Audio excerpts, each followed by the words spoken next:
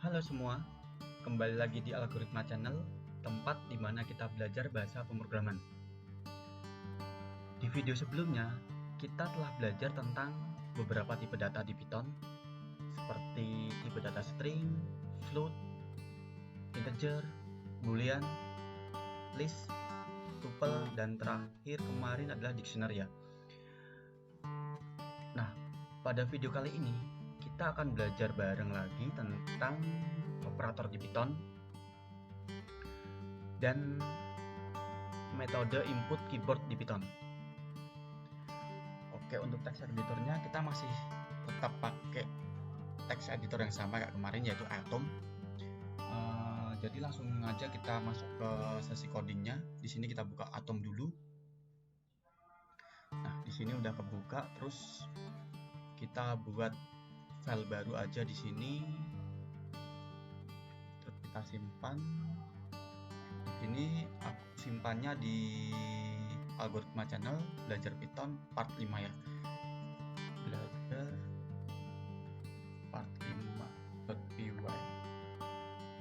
Oke. Nah, terus ini udah aku simpan filenya. Di sini aku bikin komen dulu, belajar operator Python. Oke. Operator Python itu dasar operator itu ada 4, yaitu penjumlahan, pengurangan, perkalian, dan pembagian. Jadi untuk operator ini nanti kita akan belajar 4 dasar operator ini ya, yaitu penjumlahan, pengurangan, perkalian, dan pembagian. Yang pertama adalah penjumlahan dulu. Nah, di sini untuk penjumlahan, di sini aku bikin 2 variabel baru aja, 2 variabel bilangan yang menyimpan si angka yang nanti kita jadikan sebagai bahan untuk perhitungannya. Nah, misalkan di sini aku buatnya adalah bilangan 1 sama dengan misalkan 10, bilangan 2 misalkan 2. Misalkan di sini aku informasi dulu. Jumlahan ini ya. Oke. Misalkan di sini aku bikin satu variabel baru lagi, penjumlahan yang isinya adalah penjumlahan dari 2 bilangan yang udah kita buat di variabel di atas. Misalkan kita akan menjumlahkan 2 variabel, 1 ditambah bilangan 2. Untuk penjumlahan kita pakai tandanya adalah plus. Ini berarti bilangan 1 itu akan ditambah dengan bilangan 2, di mana bilangan 1 adalah 10, bilangan 2 adalah 2. Terus misalkan kita print di sini, misalkan penjumlahan dari bilangan 1 ditambah bilangan 2 sama dengan adalah penjumlahan. Misalkan kita running di sini, kita pakai command prompt, kita arahkan ke direktorinya tempat penyimpanan filenya, pd algoritma, pd belajar, pd part 5. Oke. Terus karena udah masuk ke direktori tempat dimana file belajar part 5 nya disimpan, baru kita ketikkan python belajar part 5.py. Nah, hasil dari penjumlahan bilangan 1 tambah bilangan 2 adalah 12. Dimana bisa 12 ini karena si variabel ini yaitu menyimpan perhitungan dari penambahan 2 bilangan, yaitu bilangan 1 ditambah bilangan 2 yang kita tuliskan di atas ini, yaitu hasilnya adalah ini. Terus gimana untuk pengurangan? Misalkan di sini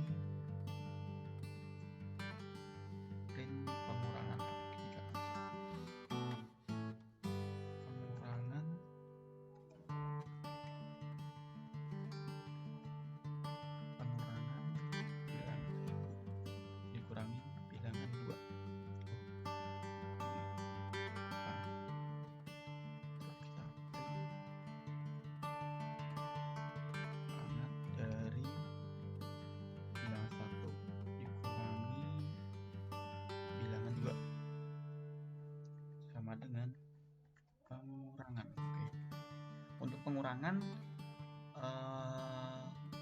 bisa pakai tanda strip kayak gini ya. Jadi nanti ini artinya adalah bilangan 1 dikurangi dengan bilangan 2. Misalkan kita print di sini. Pengurangan dari bilangan 1 dikurangi bilangan 2 yaitu 8. 8 dari mana? Karena bilangan 1 ini menyimpan value 10 dan bilangan 2 itu menyimpan value 2. Terus kita lakukan pengurangan lalu disimpan di suatu variabel yaitu pengurangan dan hasilnya adalah 8. Terus gimana untuk perkalian? Untuk perkalian adalah perkalian bilangan 1 dikali bilangan 2. Untuk perkalian kita pakainya adalah bintang. Di sini adalah bintang. Ini menandakan bahwa bilangan 1 dikali dengan bilangan 2 yaitu bintang ini. Nah, akan di sini kita print perkalian dari bilangan 1 dikali bilangan 2 sama dengan perkalian. Hasilnya adalah 20. Dari mana? Yaitu dari bilangan 1 yaitu 10 dikali dengan bilangan 2 yaitu 2. 10 dikali 2 terus hasilnya disimpan di variabel perkalian.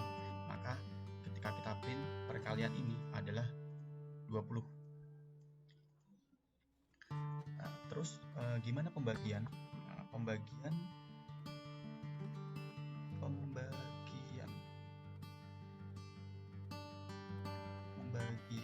sama dengan bilangan 1 misalkan dibagi bilangan 2. Untuk pembagian nggak bisa pakai tanda kayak gini, nggak bisa, kita pakainya tanda slash kayak gini. Ini berarti bilangan 1 dibagi dengan bilangan 2. Jadi untuk pembagian ini kita bisa pakai tanda slash. Misalkan kita print di sini pembagian dari bilangan 1 dibagi dengan bilangan 2 sama dengan pembagian. Ketika kita print, hasilnya adalah 5.0. Loh, kok 5.0? Kok bukan 5 doang? Nah, kenapa bisa kayak gitu? Karena khusus untuk pembagian ini itu hasilnya selalu akan dikonvert menjadi tipe data float. Kalau untuk yang penjumlahan, pengurangan, dan perkalian ini tergantung dari hasil penjumlahannya nanti. Misalkan nih untuk pengurangan, misalkan 10, misalkan kita punya bilangan kayak gini ya, misalkan bilangan 3 sama dengan 10 kurangi bilangan 4 sama dengan 2,5. Untuk pengurangan atau pembagian atau perkalian itu tergantung dari hasil perhitungannya.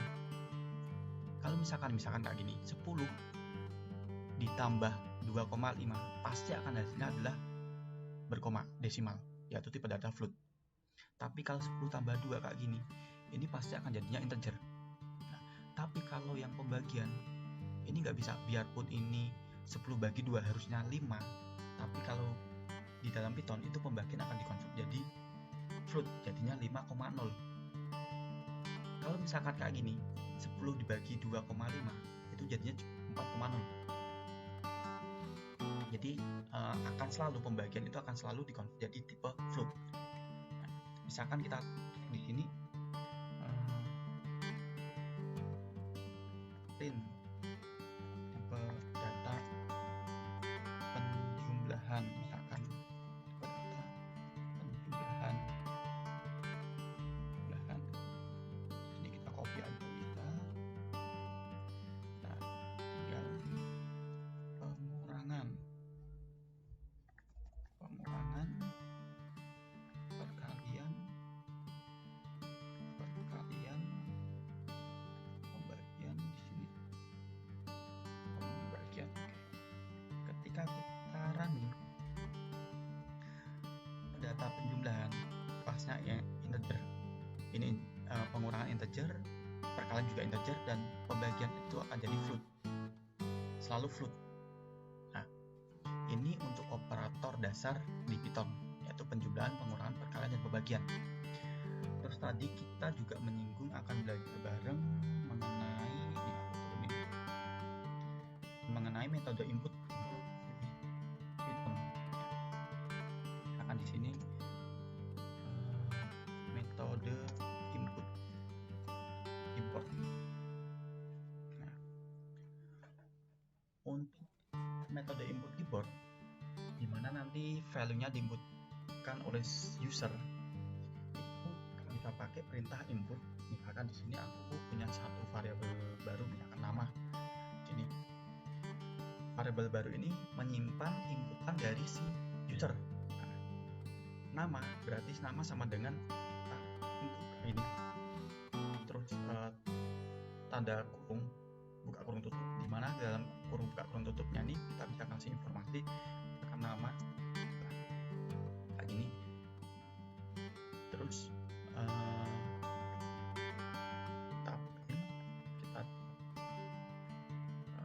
nama saya adalah nama. Ketika kita running nama di sini, ya kan, misalkan algoritma, ketika kita enter, ya kan, ketika kita enter itu akan menjalankan perintah berikutnya, yaitu menampilkan informasi nama saya adalah algoritma. Algoritma ini dari mana? Dari inputan si user. Inputan user ini disimpan dalam satu variabel yaitu nama. Kemudian nama ini kita panggil di sini. Lalu muncullah algoritma kayak gini. Terus gimana kalau misalkan kita mau menginputkan sebuah bilangan? Kalau kita pakai perintah kayak gini, input kayak gini, secara defaultnya itu akan disimpan sebagai tipe data string. Tapi kalau kita mau menginputkan bukan string, misalkan umur ya, umur kan standarnya biasanya pakainya integer umur. Nah, misalkan umur di sini, umur, nah, biar si umur ini inputannya adalah integer, maka kita kasih int dulu di sini. Kita kasih test bahwa yang boleh diinputin di umurnya adalah si integer, bilangan integer, bukan string. Nah, baru dalam int ini, dalam kurung buka kurung tutup, baru kita masukin metode inputnya, input kurung buka kurung tutup, baru kasih umur di sini. Terus misalkan di sini kita print umur saya adalah umur. Misalkan di sini nama kita inputin misalkan algo, terus enter, umur berapa, umur saya adalah 15, misalkan kayak gitu. Enter lagi kita 15 ini dari mana? Dari inputan si user. Kalau misalkan kita paksa untuk inputannya bukan integer, misalkan string ya, itu akan error. Misalkan algo, misalkan s, ini aja 15, pasti akan error. Karena apa? Kita mendeklarasikan di awal itu sebagai integer inputannya. Jadi nggak bisa kalau kita inputinnya adalah bukan integer. Terus gimana kalau misalkan kita mau inputin float? Itu bisa input float, tinggal kita ganti aja di sini pakai float ya. Terus ini adalah metode input di keyboard. Nah, terus di sini aku mau nyontohin bikin kombinasi operator, yaitu perhitungan suatu variabel tapi dengan menginputkan dengan metode input keyboard, yaitu usernya nanti akan menginputkan si value-value yang dijadikan sebagai perhitungan. Misalkan di sini aku kasih, biar nggak bingung kayak gini, biar untuk membedakan.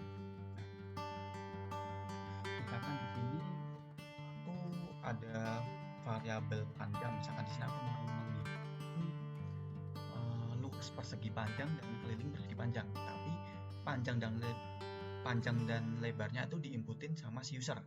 Misalkan di sini ada panjang, variabel panjang yang menyimpan di inputan user panjang ini, terus lebar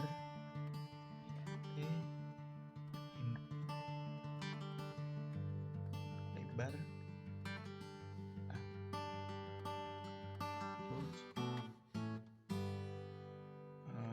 Habis user menginputkan panjang lebar, baru kita hitung luas persegi panjang. Di sini luas persegi panjang itu rumusnya adalah panjang kali lebar, kan? Nah, tinggal kita masukin aja panjang kali lebar, terus kita print di sini luas persegi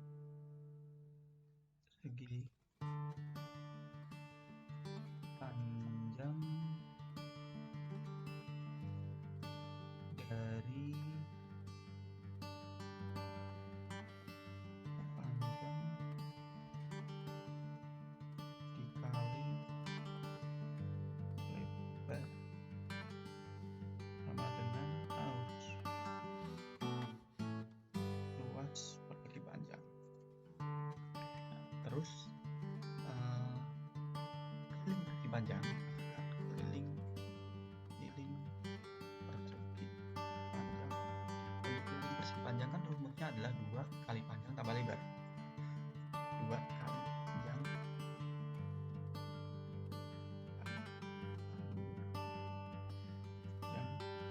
tambah lebar. Kenapa sih ada tanda kurung di sini? Nah, karena kan memang kalau rumusnya keliling persegi panjang adalah yang dijalankan pertama adalah panjang tambah lebar dulu, baru nanti dikali dengan 2, ya kan?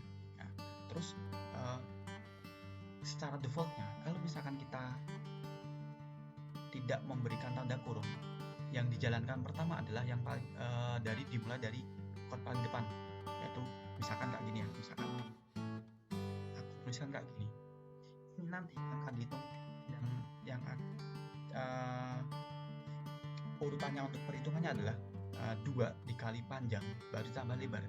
Ini pasti hasilnya salah, enggak sesuai dengan keliling persegi panjang dari panjang ini dengan lebar ini, karena memang secara rumusnya persegi panjang adalah panjang tambah lebar dulu baru nanti dikali dengan 2. Nah, gimana cara membuat kayak gitu biar panjang dan lebar itu dihitung duluan baru nanti dikali dengan 2? Berarti kita kasih tanda kurung di sini. Ini menunjukkan bahwa yang ada di dalam tanda kurung ini akan dijalanin pertama. Baru nanti setelah tanda kurung ini sudah dihitung, baru nanti akan dikali dengan 2 di sini. Nah, misalkan di sini kita print keliling persegi panjang dari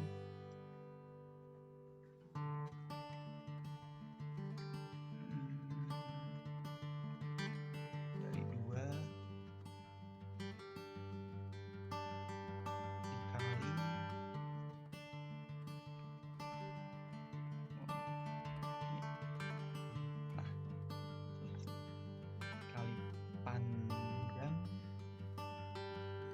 tambah lebar sama dengan ini dikasih kayak gini, sama dengan keliling persegi panjang. Coba kita running di sini.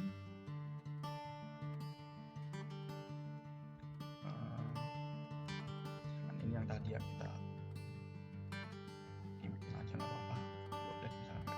Nah, panjang di sini misalkan panjangnya adalah 10 misalkan, lebarnya misalkan adalah 5, ya kan? Nah, terus berikutnya adalah menampilkan hasil dari luas persegi panjang sama keliling persegi panjang. Luas persegi panjang di sini adalah 50. Dari mana? Dari si panjang kali lebar.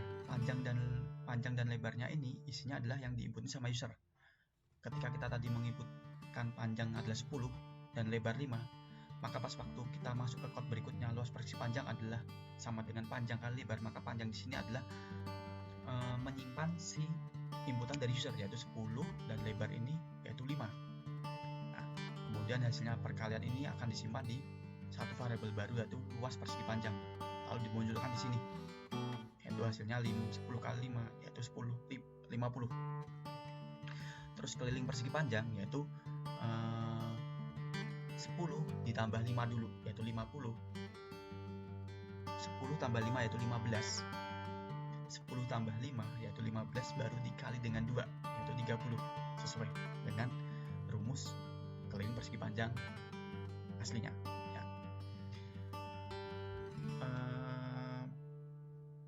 Mungkin cukup sekian dulu video tutorial kali ini tentang operator di Python dan metode input keyboard di Python.